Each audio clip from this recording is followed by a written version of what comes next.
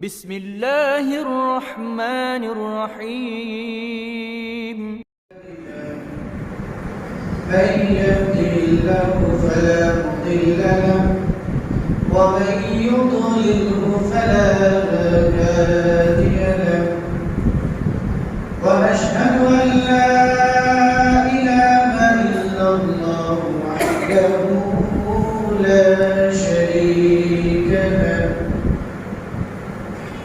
وأشهد أن محمدا عبد الله ورسوله الذي أرسله بالحق بشيرا ونذيرا وداعيا إلى الله بإذنه وسراجا منيرا أما بعد فإن أصدق الحديث كتاب الله وخير الهدي هدي محمد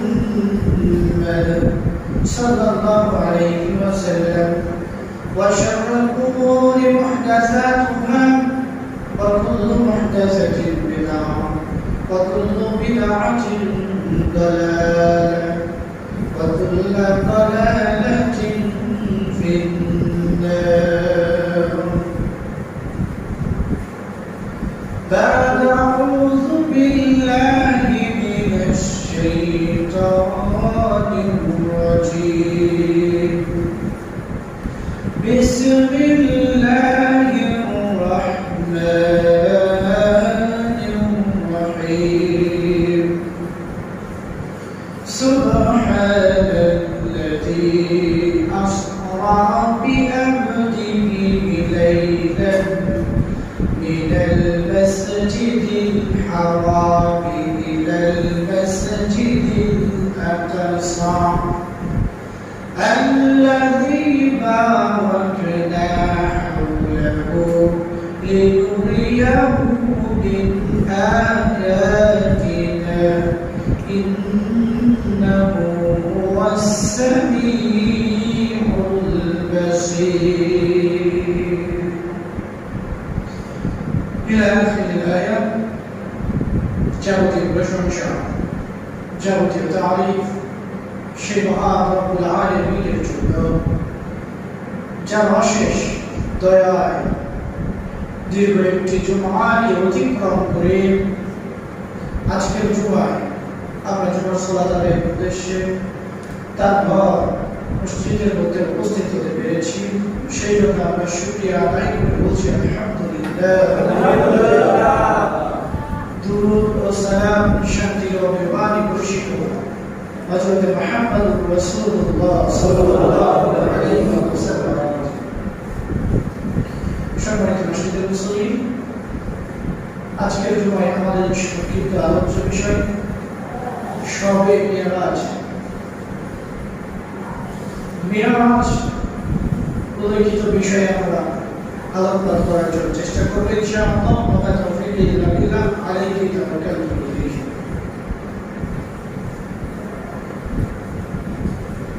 শবে মিরাজ এটা হলো আমাদের বাংলাদেশের একটা প্রচলিত একটা দিন, একটা শব্দ, যার সাথে আমরা সবাই পরিচিত কম বেশি, তাই না?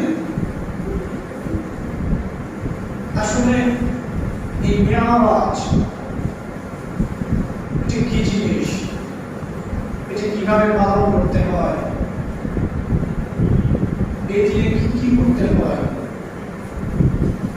আল্লাহ রাসূল কি কি করেছেন, সাহাবায়ে কেরাম রাদিয়াল্লাহু তাআলা আনহুম তারা কি কি করতেন, একটু আমাদের এই বিষয়গুলো নিয়ে বললে বেশি ভালো হয় না?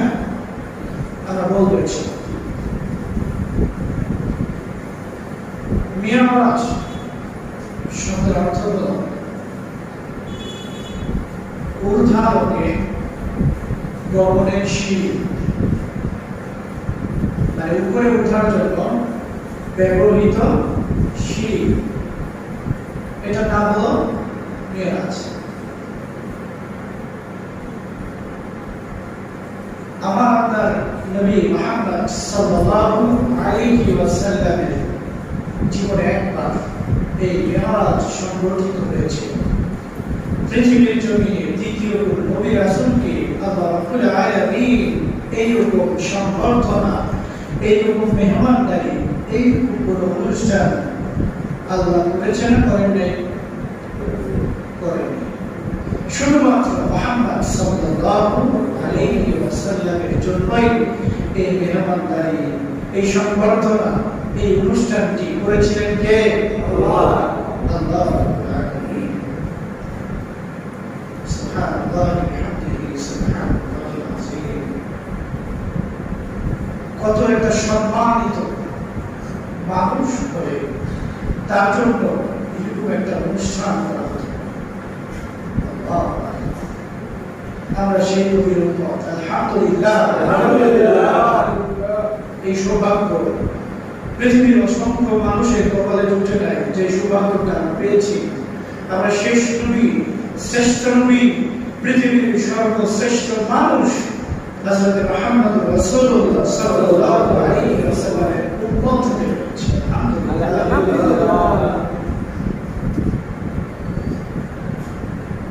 আমাদের নবীজি মুহাম্মদ সাল্লাল্লাহু আলাইহি ওয়াসাল্লাম তিনি নিজেই এই ঘটনাটি বর্ণনা করেছেন। তাফসীর ইবনে কাসিরের ভিতরে বেশ কয়েকজন সাহাবীর নিকট থেকে এই ঘটনাটির বর্ণনা নিয়ে আসা হয়েছে। বুখারীর মধ্যে নিয়ে আসা হয়েছে, মুসলিম শরীফের মধ্যে এই ঘটনা নিয়ে আসা হয়েছে। এমন কোন হাদিসের কিতাব নেই যে কিতাবের মধ্যে মিরাজের ঘটনা নিয়ে আসা হয়নি। তার মানে মিরাজের গুরুত্ব একটা আছে না নাই? অবশ্যই মিরাজের একটা গুরুত্ব রয়েছে, যার কারণে মহান আল্লাহ রাব্বুল আলামিন তিনি নিজেই কোরআনের মধ্যে এই ঘটনা বর্ণনা করেছেন। সুবহানাল্লাহ। আল্লাহ রাব্বুল আলামিন তিনি নিজেই বলতেছেন, সুবহানাল্লাযী আসরা বি'আবদিহি লাইলাম মিনাল মাসজিদিল হারাম ইলাল মাসজিদিল আকসা। মহান সত্তা, মহান পবিত্র সত্তা তো তিনি, যিনি তার বান্দাকে মসজিদুল হারাম থেকে মসজিদে আকসা পর্যন্ত ভ্রমণ করিয়েছেন। মসজিদুল হারাম কাবা, মসজিদুল হারাম যাকে আমরা কি বলি? কাবা, কাবা শরীফ। কি বলেন না? কাবা শরীফ। এর নাম কি? মসজিদুল হারাম। এই মসজিদুল হারাম থেকে ইলাল মাসজিদিল আকসা, মসজিদ আকসা পর্যন্ত এক রাত্রির মধ্যে আমার আপনার নবীজিকে ভ্রমণ করিয়েছে কে? আল্লাহ। দীর্ঘ পথ, যে পথ পায়ে হেঁটে যেতে 3 মাসের দূরত্ব সময় লাগবে। কোন মানুষ যদি সাহারি হয়ে যায়, ঘোড়া নিয়ে যায়, উঠ নিয়ে যায়, খুব দ্রুতগামী সাহারি, সেটা নিয়ে যেতে কমপক্ষে 1 মাস সময় প্রয়োজন। এত দূরত্বের পর আমার আপনার নবীজিকে এক রাত্রির মধ্যেই পরিভ্রমণ করিয়েছেন কে? আল্লাহ। আমার আপনার নবীজি বলেন, আমি যখন মসজিদ হারামের নিকটে ছিলাম, আরেকজন সাহাবী বলছেন আল্লাহর নবী তার ঘরের ভিতরে শুয়ে ছিলেন। আরেকজন সাহাবী বলছেন আল্লাহর নবী তার ফুফুর ঘরে ছিলেন। বিভিন্ন বর্ণনা রয়েছে। আমরা একটা বলি আল্লাহ রাসূল সাল্লাল্লাহু আলাইহি ওয়াসাল্লাম তার ঘরের মধ্যে ছিলেন। আল্লাহ রাসূল দেখলেন হঠাৎ করে তার নিকটে ফেরেশতারা চলে আসলেন। আল্লাহু আকবার, আল্লাহু আকবার। আল্লাহর নবী সাল্লাল্লাহু আলাইহি ওয়াসাল্লামকে ওইখান থেকে মসজিদুল হারামের নিকটে নিয়ে আসা হলো। মসজিদুল হারামের নিকটে নিয়ে আসার পরে ফেরেশতাদের সর্দার জিবরাইল আলাইহিস সালাম আমার আপনার নবীজির এই বুক থেকে শুরু করে নাভি পর্যন্ত ফিরে ফিরে ওপেন হার্ট সার্জারি, বুক থেকে নিয়ে নাভি পর্যন্ত ফেলে ফেললেন। আমার আপনার নবীজির ভেতর থেকে হাত চালে বের করলেন, হৃৎপিণ্ড বের করে ফেললেন। বের করার পরে জিবরাইল আলাইহিস সালাতু ওয়াস সালাম জমজমের পানি দিয়ে ধুয়ে দিলেন। আল্লাহ রাব্বুল আলামিনের নিকট থেকে নিয়ে আসা একটা পাত্র, স্বর্ণের পাত্র, যার ভেতরে আল্লাহ রাব্বুল আলামিন ঈমান দিয়ে পরিপূর্ণ করে দিয়েছেন। এই পাত্রটাকে ভেতরে ঢুকিয়ে দিলেন। এরপরে জিবরাইল আলাইহিস সালাম আবার বিষয়টাকে জোড়া লাগিয়ে দিলেন, এই বুকটাকে জোড়া লাগিয়ে দিলেন। এরপরে জিবরাইল আলাইহিস সালাম এবং তার সঙ্গী সাথীরা আমার নবীকে নিয়ে মসজিদে আকসার দিকে সফর শুরু করবেন। বাহন কি হতে পারে? আমাদের সমাজে তো জানা রয়েছে বাহনের নাম কি জানেন না? ঘোড়া। এই বাহনটি কত বড় ছিল? অনেকে বলছে খচ্চরের চাইতে বড় আর ঘোড়ার চাইতে ছোট। এমন একটা বাহন আল্লাহ নবী সাল্লাল্লাহু আলাইহি ওয়াসাল্লাম এত তীব্র গতি সম্পন্ন ছিল, একজন মানুষের দৃষ্টিশক্তি এক জায়গায় দাঁড়িয়ে যত দূর পর্যন্ত যায়, এই বাহনটি এক জায়গা থেকে লাফ দিয়ে ওই শেষ পর্যন্ত ওই জায়গায় গিয়ে পড়ে যায়। সুবহানাল্লাহ, এত তীব্র গতি সম্পন্ন ছিল। এখানে দাঁড়িয়েছে, এখান থেকে লাফ দিয়েছে, যত দূর পর্যন্ত দৃষ্টিশক্তি যায় ওই জায়গা থেকে আরেকটা পা ফেলেছে। সুবহানাল্লাহ, মুহূর্তের মধ্যেই আল্লাহ নবী বাইতুল মুকাদ্দাসের মধ্যে চলে গেলেন। এখন বাইতুল মুকাদ্দাসে যাওয়ার পরে আল্লাহ রাসূল ওই বাহনটাকে, বাইতুল মুকাদ্দাসে একটা জায়গা আছে যেখানে পৃথিবীর সমস্ত নবী রাসূল ওই জায়গাতে যাওয়ার পরে তাদের বাহন বেঁধে রাখতেন, ঘোড়া, উট আরো বিভিন্ন যে বাহনগুলো, গাধা, খচ্চর, এগুলো বেঁধে রাখতেন। ওই জায়গাতে গিয়ে আমার তার নবীজি এই ঘোড়াটাকে বেঁধে ফেললেন। বাঁধার পরে সেখানে তিনি সমস্ত নবীদেরকে নিয়ে সালাত আদায় করলেন এবং সেই সালাতে ইমামতি করেছে কে? আল্লাহ রাসূল মুহাম্মদ সাল্লাল্লাহু আলাইহি ওয়াসাল্লাম। অনেক কথা আছে, অনেকে বলে জিবরাইল আযান দিয়েছে, সেখানে ইব্রাহিম আলাইহিস সালাম উপস্থিত। তিনি ভেবেছেন আমি সম্মানিত নবী, আমি ইমামতি করব। বাবা আদম আলাইহিস সালাম তিনি ভেবেছেন আমি হলাম আদম সন্তানের পিতা, আমি ইমামতি করব। ইত্যাদি ইত্যাদি বিভিন্ন উদ্ভট কাহিনী, বানোয়াট কাহিনী এই মিরাজ সম্পর্কে বর্ণিত আছে না নাই? যা আজকের ময়দানে অসংখ্য আন্তর্জাতিক গতি সম্পন্ন মুফাসসিরে কেরামগুলো বলে বেড়াচ্ছে, ঠিক নেই? আল্লাহ হেফাজত করুন, আল্লাহুম্মা আমিন। এখন প্রশ্ন আসতে পারে, হুজুর আল্লাহ নবীকে আল্লাহ চাইলে তো তার ঘর থেকে নিতে পারতেন, আকাশের উপরে মসজিদুল হারাম থেকেই তো নিতে পারতেন, কাবা শরীফ থেকেই তো নিতে পারতেন, পারতেন না? তো আবার মসজিদুল আকসায় নিয়ে যাওয়ার প্রয়োজন পড়ল, বাইতুল মুকাদ্দাসে কেন নিয়ে গেলেন?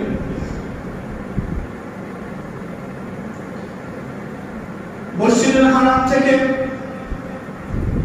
বাইতুল মুকাদ্দাস পর্যন্ত যে ভ্রমণ হলো, এই ভ্রমণের নাম হলো ইসরা। এটাকে বলা হয় কি? ইসরা, রাত্রি ভ্রমণ। আর এই বাইতুল মুকাদ্দাস থেকে আল্লাহ রাসূল সাল্লাল্লাহু আলাইহি ওয়াসাল্লামকে যখন উপরে ওঠানো হলো, এই বাইতুল মুকাদ্দাস থেকে আসমান পর্যন্ত যে ভ্রমণ, এই ভ্রমণের নাম হলো মিরাজ। কি? তাহলে এটা কয়টা অংশ? দুইটা অংশ। একটা হলো মসজিদুল হারাম থেকে বাইতুল মুকাদ্দাস পর্যন্ত, এটাকে বলা হয় রাত্রি ভ্রমণ। আর বাইতুল মুকাদ্দাস থেকে সিদরাতুল মুনতাহা পর্যন্ত যে ভ্রমণ, এটা কি? এটা হলো মিরাজ। মিরাজ শব্দের অর্থ হলো উপরে ওঠার জন্য যে সিঁড়ি। একটা মজার কথা, আল্লাহ রাসূল সাল্লাল্লাহু আলাইহি ওয়াসাল্লামকে মসজিদে বাইতুল মুকাদ্দাসে কেন আনলো? ওই আসমান থেকে যত ফেরেশতারা পৃথিবীর জমিনে অবতীর্ণ হয়, সমস্ত ফেরেশতারা আসমান থেকে বাইতুল মুকাদ্দাস পেয়ে সোজা এই পৃথিবীর জমিনে আসে। ওই আসমান থেকে যত খবরগুলো নিয়ে আসা হয়, সমস্ত খবরগুলো বাইতুল মুকাদ্দাসে পৃথিবীর জমিনে আসে। হযরত ঈসা আলাইহিস সালাম তিনি যখন এই পৃথিবীর জমিনে আসবেন, তিনি কোন মসজিদের উপরে অবতরণ করবেন? কোন মসজিদে নামবেন? বাইতুল মুকাদ্দাস। বাইতুল মুকাদ্দাসে তিনি ওই আসমান থেকে নামবেন। তারপরে বাইতুল মুকাদ্দাসে এমন একটা স্থান রয়েছে, যে স্থানের সাথে আকাশের একটা স্থান রয়েছে। এই আকাশের দরজা আর বাইতুল মুকাদ্দাসের এই দরজা একদম সোজা। সুবহানাল্লাহ। এই সোজা সোজা আল্লাহ রাব্বুল আলামিন একটা সিঁড়ি রেখেছেন। এই সিঁড়ি দিয়ে পৃথিবীর জমিন থেকে আল্লাহ রাব্বুল আলামিন যা কিছু উঠানোর উঠিয়ে নেন। আবার ফেরেশতাদেরকে যখন নামানোর প্রয়োজন করেন, এই সিঁড়ি দিয়েই নামা। যার কারণে হযরত ঈসা আলাইহিস সালাম তিনি যখন পৃথিবীর জমিনে অবতরণ করবেন, তিনিও ঠিক এই সিঁড়ি দিয়েই অবতরণ।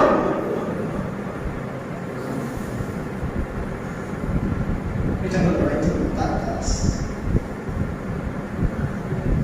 এই ঘটনা, এই জিনিসটা আমরা তো দেখি না, এত কিছু হলো দেখা যায় না। এটা আল্লাহ রাব্বুল আলামিনের একটা সম্পর্ক। যাই হোক, আল্লাহ রাসূল সাল্লাল্লাহু আলাইহি ওয়াসাল্লামকে বাইতুল মুকাদ্দাসের মধ্যে অসংখ্য নবী রাসূলের ইমামতি করিয়েছেন কে? আল্লাহ রাব্বুল আলামিন। তিনি আমার নবীকে দিয়ে বাইতুল মুকাদ্দাসে ইমামতি করিয়ে দিয়েছেন। সমস্ত নবী রাসূলগণ এই সিঁড়ি দিয়ে পৃথিবীর জমিনে এসেছিলেন, আবার ফিরেছেন। আল্লাহ রাসূল সাল্লাল্লাহু আলাইহি ওয়াসাল্লাম তিনি যখন জিবরাইল আলাইহিস সালামের সঙ্গে উড়ানকে গমন শুরু করে দিলেন, প্রথম আসমানে চলে গেলেন। যাওয়ার পরে দুনিয়ার বিবরণ যা ছিল এখানে শেষ। আর অতিরিক্ত যা আছে এগুলো সব দুনিয়াতে যে ঘটনা ছিল এটা এখানে শেষ। আল্লাহ ওযু করেছে, তারপরে ঘর থেকে বের হয়েছে, শিকলটা পড়তেছিল, আর ইত্যাদি ইত্যাদি ঘটনা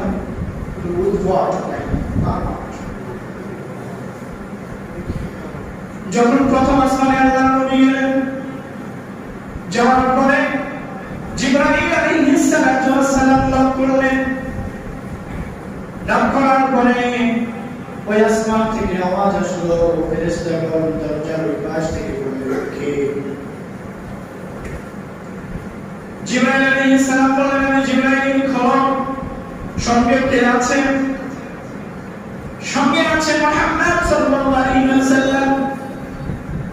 ব্যাপার কি? মাত্র কোনো সময় হয় নাই, উনি কেন আকাশের উপরে এসেছেন? বললেন টাকা হয়েছে, তিনি বান্দার জন্য এসেছেন। দরজা খুলে দেওয়া হলো। দরজা খোলার পরে তিনি প্রথম আসমানে ঢুকলেন। ঢুকার পরে দেখেন একজন বৃদ্ধ মানুষ সেখানে বসে রয়েছে। বসে থেকে একবার ডান দিকে তাকায়, যখন ডান দিকে তাকায় তখন হাসেন, আবার যখন বাম দিকে তাকায় তখন কান্না শুরু করে দেয়। জিবরাইল আলাইহিস সালামকে জিজ্ঞেস করলেন নবীজি বললেন, ও জিবরাইল রে, এমন ঘটনা কেন বুঝলাম না? এই লোকটি কে? জিবরাইল আলাইহিস সালাম তিনি বললেন, এই লোকটি হলো পৃথিবীর সমস্ত আদমের পিতা হযরত ইবনে আদমের পিতা হযরত আদম আলাইহিস সালাম, পৃথিবীর সমস্ত মানুষের পিতা হযরত আদম আলাইহিস সালাম। ইবনে আদম মানে আদমের সন্তান, আদমের সন্তানের পিতা কে? আদম, তাই না? আমার বোঝার মতো উল্টা হলো, ইবনে আদমের আবার আরবি শব্দ। সমস্ত মানুষের পিতার নাম কি? আদম আলাইহিস সালাম। তিনি সেখানে বসে থেকে ডান দিকে তাকায়, হাসে, আর বাম দিকে যখন তাকায় তখন কাঁদে। জিবরাইল আলাইহিস সালামকে যখন জিজ্ঞেস করলেন, তখন জিবরাইল আলাইহিস সালাম বললেন, ও আল্লাহর নবী গো, ডান পাশে যে সমস্ত মানুষগুলো রয়েছে, যে সমস্ত মানুষগুলোকে এখানে রাখা হয়েছে, এই সমস্ত মানুষগুলো হলো জান্নাতি, আলহামদুলিল্লাহ। আর বাম দিকে তাকিয়ে তিনি যে কান্না করে, এই বাম দিকে যত মানুষগুলো রয়েছে, এই সমস্ত মানুষগুলো হলো জাহান্নামী। যার কারণে এদেরকে দেখে হযরত আদম আলাইহিস সালাম কষ্ট আর সহ্য করতে পারেন। এক পিতার সন্তান তারা সুখে থাকবে, ভালো থাকবে, আর সন্তানগুলো দুঃখে থাকবে, কষ্ট থাকবে, যন্ত্রণার মধ্যে থাকবে। এই কষ্ট কোনো পিতা সহ্য করতে পারে না। এই দুঃখে, এই কষ্টে, এই যন্ত্রণায় হযরত আদম আলাইহিস সালাম বাম দিকে তাকিয়ে কান্না করে। এবার সেইখানে আমাদের নবীজি পিতা আদম আলাইহিস সালামের নিকটে গেলেন। আদম আলাইহিস সালাম তাকে স্বাগত জানালেন, মারহাবা, হে আমার সন্তান, সৌভাগ্যবান তুমি, হে আমার সন্তান, এসো। তার সাথে কিছু কথা হলো। এরপরে জিবরাইল আলাইহিস সালাম তাকে নিয়ে দ্বিতীয় আকাশে উঠলেন। আবার দ্বিতীয় আকাশে ওঠার পরে লক্ষণ হলো একই কথাবার্তা, সেখানে হলো খুলে দেওয়া হলো, ভেতরে ঢুকলেন। ভেতরে ঢুকার পরে সেখানে হযরত ঈসা রূহুল্লাহ আলাইহিস সালামের সাথে সাক্ষাৎ হলো। হযরত ইয়াহইয়া আলাইহিস সালামের সাথে আল্লাহর নবীর সাক্ষাৎ হয়ে গেল। আল্লাহ রাসূল তাদের সাথে কথা বললেন, মুলাকাত করলেন। এরপরে তৃতীয় আসমানে উঠলেন। তৃতীয় আসমানে ওঠার পরে পৃথিবীর জমিনে আল্লাহ রাব্বুল আলামিন, আল্লাহর নবী বলেন, আল্লাহ সুবহানাহু ওয়া তাআলা এই সমস্ত পৃথিবীটাকে যে সৌন্দর্য দিয়ে সৃষ্টি করেছেন, এর অর্ধেক সৌন্দর্য দিয়ে আমার আল্লাহ ইউসুফ আলাইহিস সালামকে সৃষ্টি করেছিলেন। আমি দেখলাম ইউসুফকে, আর ভাই ইউসুফের সাথে সাক্ষাৎ হলো। তাকে দেখে আমার মনে হলো আল্লাহ রাব্বুল আলামিন পৃথিবীর অর্ধেক সৌন্দর্য তার ভেতর ঢেলে দিয়েছে। সুবহানাল্লাহ, অনেক বেশি সুন্দর। মা আয়েশা সিদ্দিকা রাদিয়াল্লাহু তাআলা আনহা তার নিজের উক্তি তিনি বলেছিলেন, ওই মিশরের নারীগণ হযরত ইউসুফ আলাইহিস সালামকে দেখার পরে তারা ফল কাটার বদলে নিজের আঙ্গুল কেটেছিল। ওই মুহূর্তে যদি ওই মিশরের নারীগণের সম্মুখে আমার প্যারা হাবিব মুহাম্মদ সাল্লাল্লাহু আলাইহি ওয়াসাল্লামকে দেয়া হতো, ইউসুফের জায়গায় যদি আমার আপনার নবী মুহাম্মদুর রাসূলুল্লাহ সাল্লাল্লাহু আলাইহি ওয়াসাল্লামকে রাখা হতো, আর সমস্ত নারীদের মুখটাকে ওপেন হাত খোলার পরে ভেতর থেকে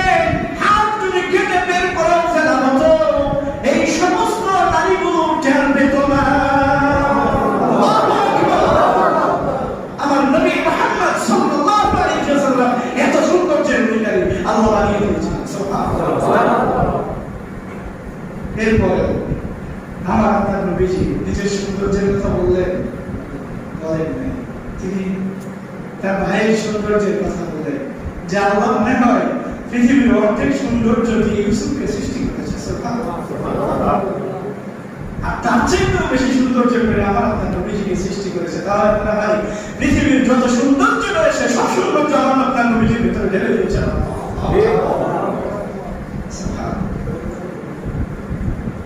আল্লাহ আল্লাহ কবরে তুমি আমাদের সকলের সাথে তোমার পেয়ারা হাবিবের সাক্ষাৎ ঘটিয়ে দিও।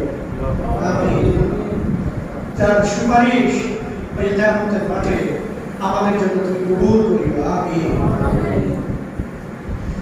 আমার আপনার পেয়ারা হাবিব এইবার তৃতীয় আসমান থেকে চতুর্থ আসমানে উঠলেন। দরজা খোলা হলো। জিবরাইল আলাইহিস সালাম আমার আপনার নবী মুহাম্মদ সাল্লাল্লাহু আলাইহি ওয়াসাল্লাম ঢুকে পড়লেন। সেখানে হযরত ইদ্রিস আলাইহিস সালামের সাথে সাক্ষাৎ হলো। এরপরে আমার সেখান থেকে তারা পঞ্চম আসমানে চলে গেলেন। পঞ্চম আসমানে যাওয়ার পরে আরেকজন নবীর সাথে তাদের সাক্ষাৎ হলো। ষষ্ঠ আসমানে যখন গেলেন সেখানে যাওয়ার পরে হযরত মূসা আলাইহিস সালামের সাথে সাক্ষাৎ হলো। আবার যখন সেখান থেকে সপ্তম আসমানে চলে গেলেন, সপ্তম আসমানে যাওয়ার পরে পৃথিবীর মধ্যে আল্লাহ রাব্বুল আলামিনের পক্ষ হতে পরীক্ষিত নবী আল্লাহর বন্ধু নিজে যারে খলিলুল্লাহ উপাধি দিয়েছেন হযরত ইব্রাহিম খলিলুল্লাহর সাথে আমার নবীর সাক্ষাৎ হয়ে গেল। এরপরে ওই জায়গা থেকে জিবরাইল আলাইহিস সালাম আমার আপনার নবীকে নিয়ে সেখান থেকে সিদরাতুল মুনতাহায় চলে গেলেন। কোথায় গেলেন? সিদরাতুল মুনতাহা। মানে সপ্তম আসমান উঠলেই যে মানুষ আরশ দেখবে এমন নয়। সপ্তম আসমান থেকে সিদরাতুল মুনতাহা, সিদরাতুল মুনতাহা থেকে আমার আল্লাহ রাব্বুল আলামিনের আরশে যেতে হবে। আল্লাহু আকবার। সিদরাতুল মুনতাহায় আমার আপনার প্রিয় হাবিব সেখানে আল্লাহ রাব্বুল আলামিনের ওহীর জন্য অপেক্ষা করছে। যাতে আমার নবী আরশে উঠেছেন এমন কোনো বর্ণনা নেই। আল্লাহ নবী আল্লাহ রাসূল সাল্লাল্লাহু আলাইহি ওয়াসাল্লাম আল্লাহকে দেখেছে যে এই ধরনের কথা বলবে সে মিথ্যু, সে কি মিথ্যু, সে মিথ্যা কথা বলছে। আয়েশা রাদিয়াল্লাহু তাআলা আনহা তিনি বলেছেন যে বলবে আমার রাসূল সাল্লাল্লাহু আলাইহি ওয়াসাল্লাম সরাসরি আল্লাহকে দেখেছে মেরাজে গিয়ে, সেগুলো সবচেয়ে বড় কেন না সে মিথ্যু, মিথ্যা বলছে। আল্লাহ রাসূল সাল্লাল্লাহু আলাইহি ওয়াসাল্লাম সিদরাতুল মুনতাহায় অপেক্ষা করছেন। সেখানে যাওয়ার পরে তিনি দেখলেন একটা জান্নাতি গাছ। সুবহানাল্লাহ। এই গাছের পাতাগুলো এত বড় বড়, হাতির কান যেমন অনেক বড় বড়, এই গাছের পাতাগুলো ঠিক এরকম বড় বড়। এই গাছের ফলগুলো পৃথিবীর মানুষেরা যেমন মাটি দিয়ে কোনো পাত্র তৈরি করে অনেক বড় করে, এই পাত্র সমান এই গাছের ফলগুলো দেখতে। সুবহানাল্লাহ। জান্নাতি গাছ সিদরাতুল মুনতাহায় গিয়ে রাসূল দেখেছেন, তিনি বর্ণনা করেছেন। আল্লাহর নবীকে জিজ্ঞাসা করলো কেমন সুন্দর এই পাতাগুলো, এই গাছগুলো কেমন সুন্দর হতে পারে, এই জান্নাতটা কেমন সুন্দর হতে পারে। আল্লাহর নবী সাল্লাল্লাহু আলাইহি ওয়াসাল্লাম তিনি বললেন আমার আল্লাহ রাব্বুল আলামিন তার বান্দাদের জন্য জান্নাতটা এমন করে বানিয়ে রেখেছেন ওয়ালা কুলুবুন সামিআত ওয়ালা খাতারা আলা কলবি বাশার। এই পৃথিবীর মানুষগুলো জীবনেও চোখ দিয়ে দেখেনি, এই পৃথিবীর মানুষগুলো জীবনেও কান দিয়ে শুনে নেই, এই পৃথিবীর মানুষ জীবনেও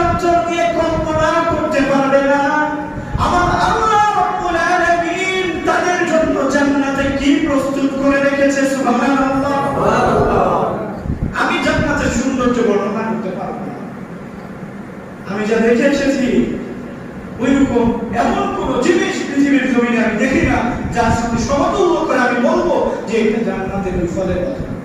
আল্লাহু আকবার। জান্নাত জান্নাত জান্নাত কত সুখের।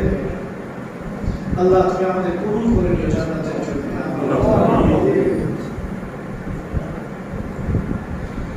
আল্লাহ রাসূল সাল্লাল্লাহু আলাইহি ওয়াসাল্লাম সেখানে অপেক্ষা করলেন। আল্লাহ রাব্বুল আলামিন আমার আপনার রাসূলের উপরে ওহী অবতীর্ণ করলেন। 5 ওয়াক্ত সালাত নয়, সেখানে 50 ওয়াক্ত সালাতকে আপনার উপরে দেওয়া হলো। আমাদের সকলের জন্য ফরজ করা হলো কত? 50 ওয়াক্ত। 50 ওয়াক্ত সালাতকে ফরজ করলেন আল্লাহ রাব্বুল আলামিন। আল্লাহর নবী সালাত নিয়ে তিনি দুনিয়ায় ফিরে আসতেছিলেন। যখন তিনি ষষ্ঠ আসমানে আসলেন, আসার পরে হযরত মুসা কালিমুল্লাহ আলাইহিস সালামের সাথে সাক্ষাৎ হলো। মুসা আলাইহিস সালাতু ওয়াস সালাম তিনি বললেন, তোমাকে কি দেওয়া হলো তোমার উম্মতের জন্য? তিনি বললেন 50 ওয়াক্ত সালাত আমার উম্মতের জন্য দেওয়া হয়েছে। মুসা আলাইহিস সালাম তিনি অভিজ্ঞ বেশি না কম? বেশি। তিনি তো উম্মতদের পরিচালনা করে চলে গেছে, তাই না? ডেট কভার হয়ে গেছে, এখন সে বসে রয়েছে, রিটায়ার্ড হয়ে গেছে, রিটায়ার্ড প্রাপ্ত নবী। এর অভিজ্ঞতা তো আছে না। মুসা আলাইহিস সালাম বললেন, হবে না, তোমার উম্মত এতগুলো সালাত কখনোই আদায় করতে পারবে না। তুমি ফিরে যাও আল্লাহর নিকটে।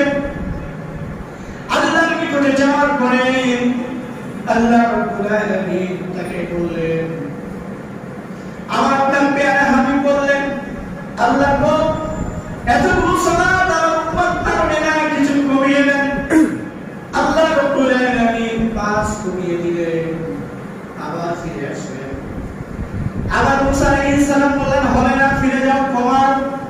আবার গেলেন, আবার কমিয়ে ফিরে আসলেন।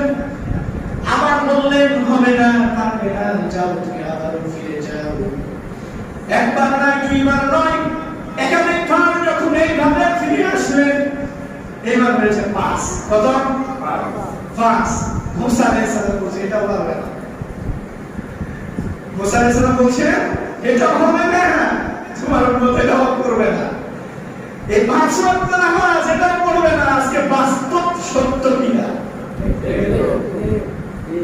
আর যারা বলছে নামাজ পড়ে না, যারা বলে না পড়ে না, এই জন্য কথা বলে, ঠিক না?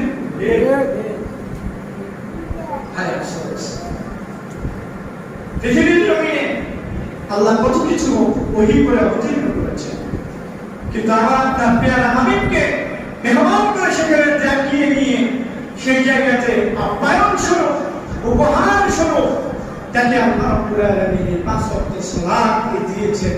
এই 5 ওয়াক্ত সালাতের হেফাজত আজকে মুসলমান করতে পারে না। আমার নিজেকে মুসলমান দাবি করি, আমার নিজেকে মুসলমান বোকা অথবা একটু হৃদয় জ্ঞান হয় না তোমার, তুমি নিজেকে মুসলমান দাবি করো। 5 ওয়াক্ত সালাত পড়ো না তুমি, এখন 5 ওয়াক্ত সালাত আদায় যারা করবে না, নিজেকে তোমরা মুসলমান দাবি করো না। এত মর্যাদাপূর্ণ, এত সম্মানপূর্ণ একটা ইবাদত আল্লাহ রাব্বুল আলামিন আমার আপনার নবীকে স্পেশালভাবে মেহমান হিসেবে ডেকে নিয়ে এই সালাত দিয়েছেন। 50 যদি দিত তো আমাদের অবস্থা কি হতো আল্লাহই ভালো জানে। মাত্র 5 এটাও করতে পারবে না। বিনীত অনুরোধ থাকবে, আল্লাহ রাসূলের দেয়া উপহার, এই উপহারকে অবমাননা করবেন না, এই উপহারকে অবজ্ঞা করবেন না। আল্লাহ রাসূলকে দেয়া আল্লাহর গিফট, এই গিফটের যেন অসম্মানী না হয় মুসলমান। এই গিফটের সম্মান হেফাজত করতে হবে না, হবে না? হবে। রাজি আছেন সবাই? ইনশাআল্লাহ। আল্লাহ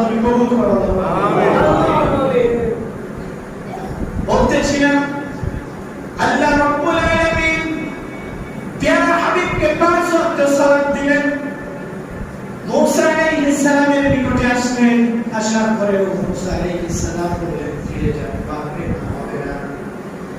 মুসা আলাইহিস সালাম যখন বললেন, আল্লাহর নবী বললেন, আমি আল্লাহর নিকটে যেতে লজ্জা বোধ করতেছি, আমি আর পারবো না, আমি আর পারবো না, সম্ভব না। আল্লাহ জানতে ছেড়ে নিয়ে যায়।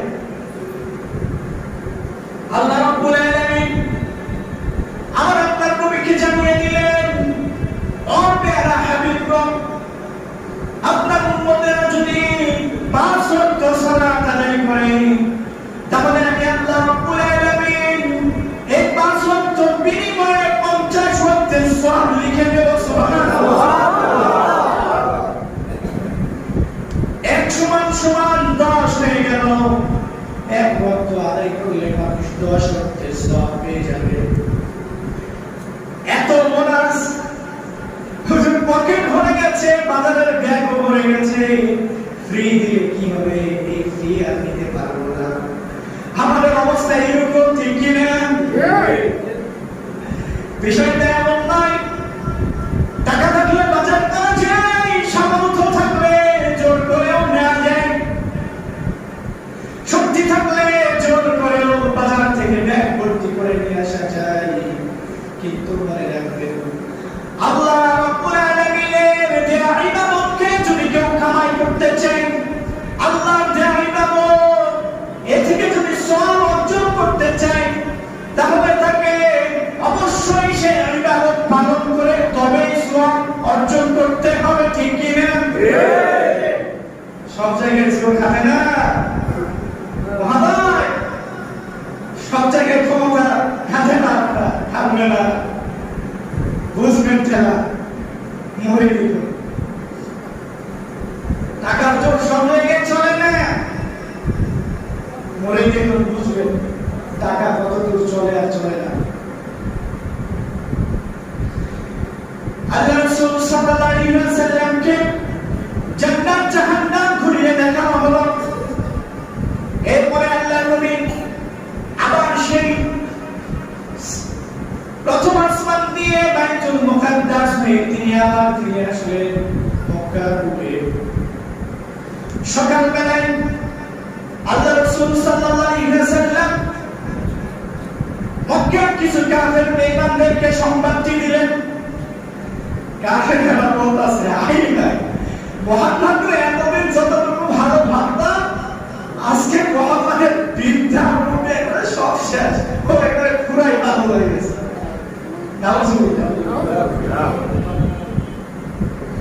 এখান থেকে 3 মাসের পর বাইরে যেতে গেছে মুকাদ্দাস, ওরা বিরাজে গিয়ে আবার ফিরে এসেছে। সুযোগ পাইছে নিয়ে গেল কাফেররা। এই সুযোগে চলে গেছে আবু বকরের নিকটে। আবু বকর রাদিয়াল্লাহু তাআলা হুকে গিয়ে বলছে, ও আবু বকর, তুমি কি শুনেছো মুহাম্মদ কি বলতেছে? বলে, কি বলতেছে? কাফিররা বলল, মুহাম্মদ বলতেছে সে নাকি রাত্রিবেলায় বাইতুল মুকাদ্দাস ঘুরে দেখে এসেছে। আবু বকর সিদ্দিক রাদিয়াল্লাহু তাআলা আনহু তিনি বললেন, এটা কি মুহাম্মদ সাল্লাল্লাহু আলাইহি ওয়াসাল্লাম নিজে বলেছে?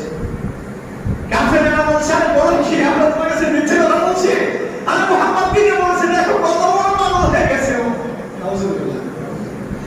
আবু বকর সিদ্দিক বললেন, এই কাফিররা শুনে রাখ, এই পৃথিবীর জমিনে ভ্রমণ কেন? প্রত্যেকটা দিন আমরা জানি আমার আপনার নবীজির নিকটে ওই আসমান থেকে সংবাদগুলো ফেরেশতারা নিয়ে এসে জানিয়ে দিয়ে যায়, সংবাদ জানিয়ে নিয়ে যায়। আমি আবু বকর এই সংবাদটাকে বিশ্বাস যদি করতে পারি, শুধুমাত্র এই সিম্পল পৃথিবীর জমিনের ঘটনা, এটাকে বিশ্বাস করবো না, এমনটি হবে না। আমি সাক্ষ্য দিয়ে দিলাম, আমার নবীজি অবশ্যই অবশ্যই তিনি রাত্রে বেলায় মক্কা থেকে তিনি ওই বাইতুল মুকাদ্দাসে সফর করেছে।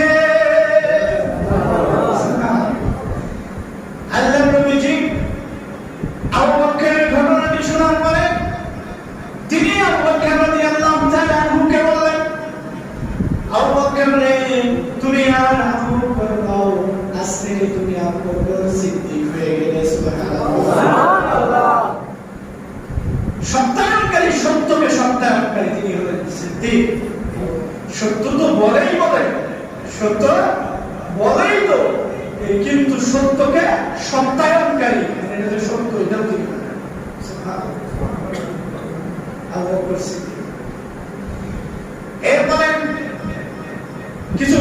কপটি দুষ্ট প্রকৃতির কাফের মুশরিকরা রয়েছে, তারা এবার চিন্তা করলো মুহাম্মাদের অনুসারী যারা রয়েছে তাদেরকে ঘায়েল করতে হবে, তাদেরকে ঘায়েল করতে হবে।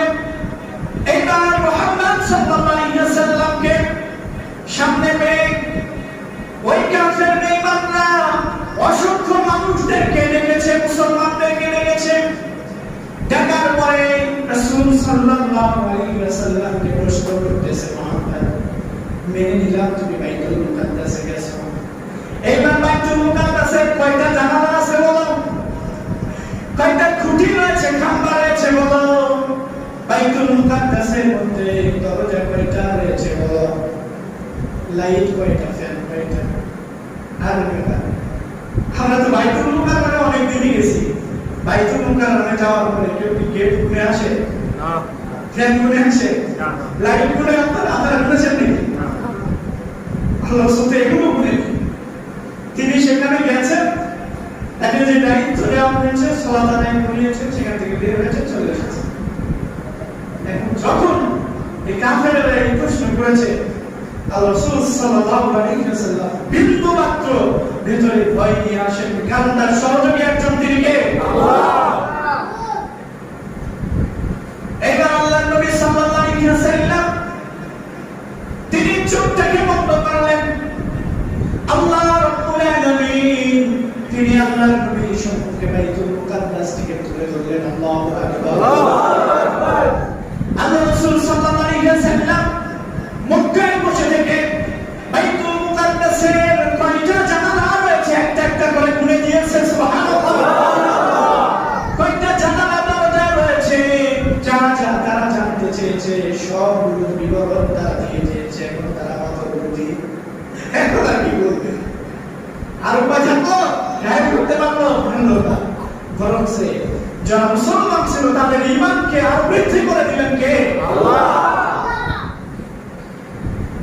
আল্লাহ রাসূল সাল্লাল্লাহু আলাইহি ওয়াসাল্লাম এই ঘটনাটি বলার পরে সমস্ত কাফের বেঈমানরা তাদের বুদ্ধিটা লোপ পেয়ে গেল, তারা হতবুদ্ধি হয়ে গেল।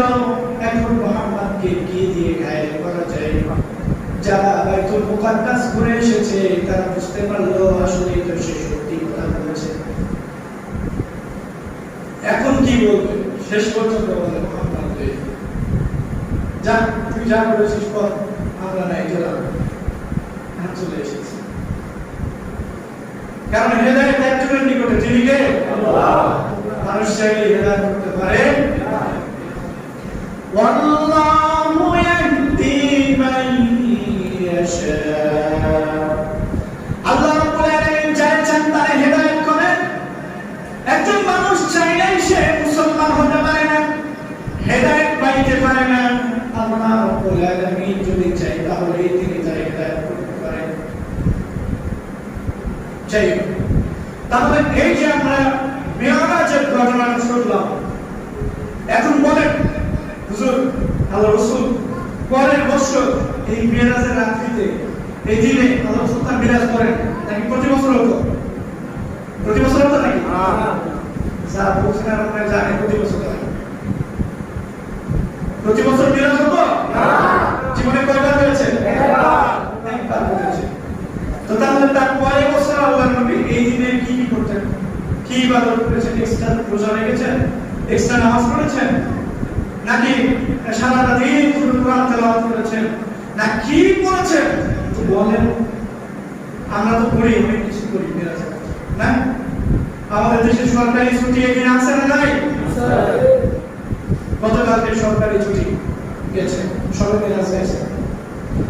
সরকারি ছুটি বিভিন্ন ওই যে বললাম আন্তর্জাতিক ক্ষতি সম্পন্ন মুফাসসিরে কেরাম তাদের ফতোয়া অনুযায়ী এই দিনে সরকারি ছুটি দেওয়া হয়েছে এবং এই দিনে রোজা রাখার কথা বলা হয়েছে। বিভিন্ন মিডিয়া, বিভিন্ন চ্যানেল এই দিনে কত যে ইবাদত বর্ণনা করেছে, যারা শুনেছে তারা জানে কত সওয়াব বর্ণনা করেছে।